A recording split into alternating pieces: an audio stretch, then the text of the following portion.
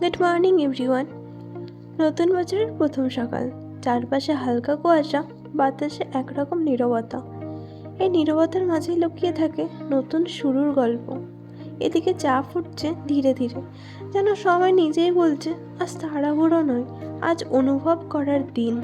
তারপর চা খাওয়ার পরে আমি ছাদে যাই। ছাদে গিয়ে কিছুক্ষণ হাঁটাহাঁটি করি। হাঁটতে হাঁটতে চোখে পড়ে ছোট ছোট ফুল। এই ছোট ছোট জিনিসগুলোই তো জীবনের আসল সৌন্দর্য। তারপরে আমি যখন নিচে তাকাই, দেখি আমার কাজিন সিস্টাররা এসেছে খেলার জন্য আমার বোনের সাথে। সূর্যের আলো যখন মুখে এসে পড়ে, মনে হয় নতুন বছর মানেই নতুন আলো, নতুন আশা, নতুন শক্তি। তারপর আমি স্নান করি। ফ্রেশ হওয়ার পরে আমি যাই আমাদের ঘরের ঠাকুরের কাছে। তারপর আমাদের বাড়ির উঠোনে তুলসী মঞ্চ, সেখানে গিয়ে প্রণাম করি।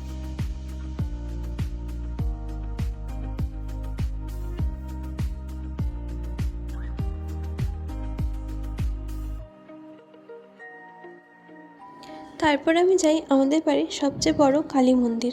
মন্দিরে এসে শুধু একটাই প্রার্থনা, ভগবান মুঝে সহি ডিরেকশন দেখানা, जो मेरे लिए सही हो वही मेरे राह बने।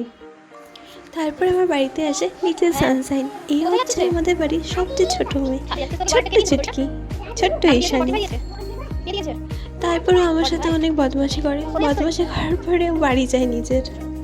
তারপর আমি লাঞ্চ করে ছাদে এসে বসি। তারপর হঠাৎ আমার বান্ধবী মেসেজ করে, কী রে কোথায়? আমি বললাম বাড়িতে। যেহেতু আমি বাড়িতে এসেছিলাম ছুটির জন্য, তারপর ওদের সাথে অনেক টাইম স্পেন্ড করেছি, অনেক মজা করেছি। এরা দুজন আমার বাচপান কা দোস্ত হ্যাঁ। তারপর আমি বাড়ি আসি। নতুন বছর, নতুন যাত্রা, কী আসছে জানি না, তবু বিশ্বাস আছে এই বছরটা হবে নিজের মতো করে বাঁচার।